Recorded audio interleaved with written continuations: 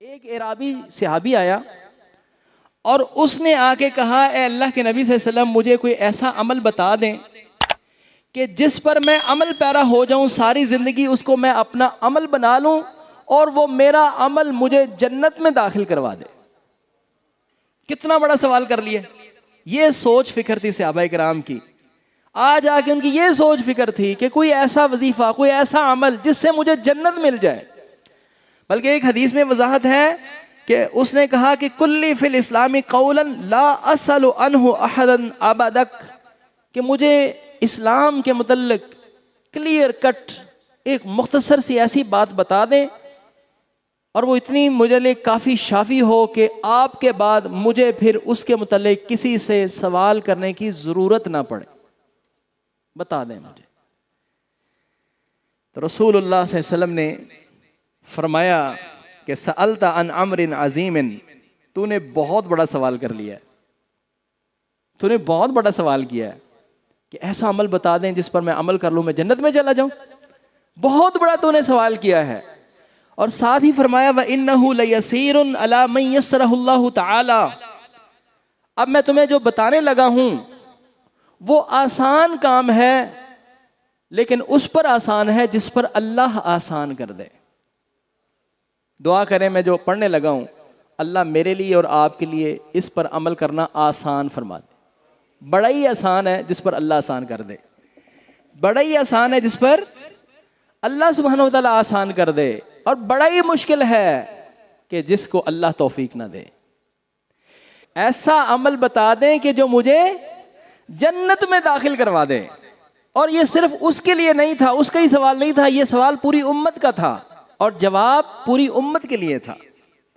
تو رسول اللہ صلی اللہ علیہ وسلم نے فرمایا تعبد اللہ ولا تشرک بہ شیئا، پہلی بات میرے سے ابھی جو تو نے پلے باندھ کے رکھنی ہے ساری زندگی وہ یہ ہے کہ تو نے اللہ کی عبادت میں کسی کو بھی کسی طریقے سے بھی کچھ بھی شریک نہیں کرنا۔ توحید پہلی چیز ہے، اللہ کے ساتھ کسی کو بھی کسی طریقے سے بھی کچھ بھی شریک نہیں کرنا۔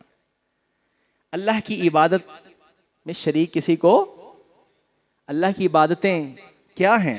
نماز ہے، روزہ ہے، حج ہے، زکوٰۃ ہے، نذر اور نیاز ہے، رکوع ہے، سجدہ ہے، قیام ہے، تشہد ہے۔ نماز کی یہ جو حالتیں ہیں، خشوع ہے، خضوع ہے، تذلل ہے، یہ عبادتیں ہیں۔ قولی عبادتیں، مالی عبادتیں، فعلی عبادتیں، بدنی عبادتیں، قلبی عبادتیں، جتنی بھی عبادتیں ہیں کلمے کا ترجمہ یہ ہے لا الہ الا اللہ، اللہ کے علاوہ کوئی عبادت کے لائق، سب سے بہترین دعا والی عبادت ہے۔ یہ دعا والی عبادت بھی اللہ سے، کسی اور سے نہیں۔ میرے صحابی تو نے پہلا کام جو کرنا ہے زندگی بھر وہ یہ کہ اللہ کی عبادت میں کسی کو کسی طریقے سے کچھ بھی شریک نہیں کرنا۔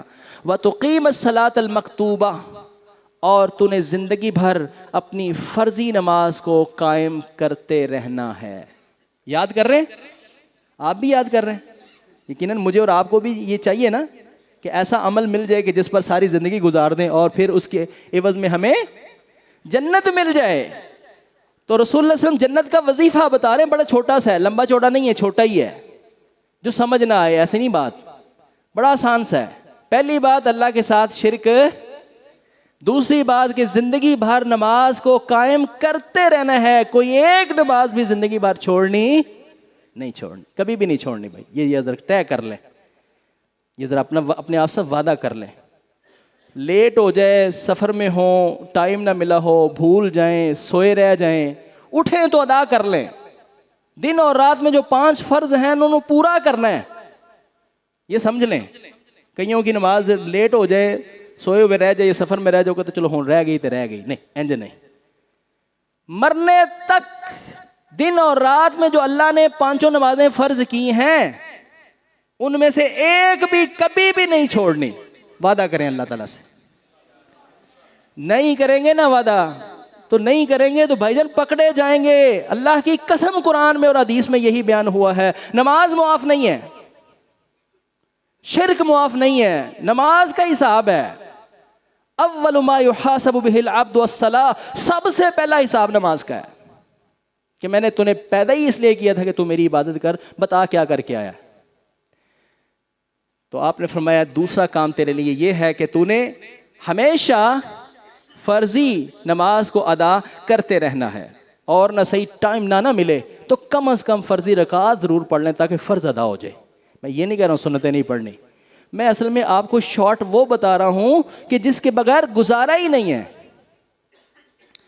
اور جس موضوع پر میں بات کرنا چاہتا ہوں وہ تیسری بات آ گئی، اور تیسری بات آپ نے فرمایا وَتُؤَدِّيَ الزَّكَاةَ الْمَفْرُوضَةَ، اور میرے صحابی زکوٰۃ جب تیرے اوپر فرض ہو جائے تو اس کو زندگی بھر ادا کرتے رہنا، اس کے اندر کمی نہ آنے دینا۔ تین باتیں ہو گئی، شرک نہیں کرنا، نماز نہیں چھوڑنی، اور زکوٰۃ ادا کرتے رہنا ہے۔ اور چوتھی بات فرمائی وَتَصُومُ رَمَضَانَ، اور زندگی بھر جب بھی رمضان کا مہینہ آئے اس کے اندر تم نے روزے رکھتے رہنا ہے، روزے بلا وجہ نہیں چھوڑنا۔ چار چیزیں بتائی ہیں۔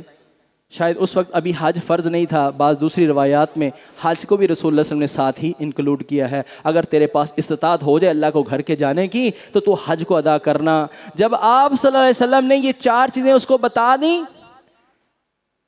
چار چیزیں جب بتا دیں، میرا دل ہے ایک بار آپ سے پھر سنوں کہ وہ چار چیزیں کیا ہیں، پھر آگے بات بتاؤں۔ شرک نہیں کرنا، نماز ادا کرتے رہنا ہے، زکوٰۃ ادا کرتے رہنا ہے، رمضان کے روزے رکھتے رہنا ہے۔ یہ جنت کا وظیفہ بتایا رسول اللہ صلی اللہ علیہ وسلم نے، تو دیکھو اس کا عزم، یہ عزم ہونا چاہیے۔ یہ ہمارے بڑے ہیں، اسلاف ہیں، اللہ فرماتے ہیں ان جیسا تمہارا کام ہونا چاہیے جیسے یہ کہتے تھے۔ اس نے کہا والذی نفسی بیدی، اللہ کی قسم یہ اپنے قول کے فعل کے پکے لوگ تھے جو کہہ دیتے تھے، کٹ جاتے تھے، لیکن اس بات سے پھرتے نہیں تھے۔ آج ہم یہاں وعدہ کر کے جاتے ہیں، باہر جا کے ہی ہم بھول جاتے ہیں۔ یہ زندگی بھر اس پر گزارتے تھے، جو کہتے تھے قول کے پکے تھے۔ اس نے کہا والذی نفسی بیدی، اس ذات کی قسم کہ جس کے قبضہ قدرت میں میری جان ہے، لا ازید علی ھذا شیئا ولا انقص من، جو آپ نے مجھے بتایا ہے اس کے اندر میں اپنے پاس اضافہ نہیں کروں گا، اور اس کے اندر زندگی بھر کوئی کمی بیشی نہیں ہونے دوں گا، کوئی کمی نہیں ہونے دوں گا، ساری زندگی اس پر عمل کروں گا۔ تو رسول اللہ صلی اللہ علیہ وسلم نے کیا فرمایا؟ فلما ولا، جب وہ جانے لگا، قال النبی صلی اللہ علیہ وسلم، تو نبی صلی اللہ علیہ وسلم نے فرمایا من سرہ ان ینظر الی رجل من اہل الجنہ فلینظر الی ھذا، جو اس وقت زمین کے فرش کے اوپر ہی آج ہی کسی جنتی کو دیکھنا چاہتا ہے، اگر یہ بندہ سچ کہہ رہا ہے تو اس کو دیکھ لو، یہ جنتی ہے۔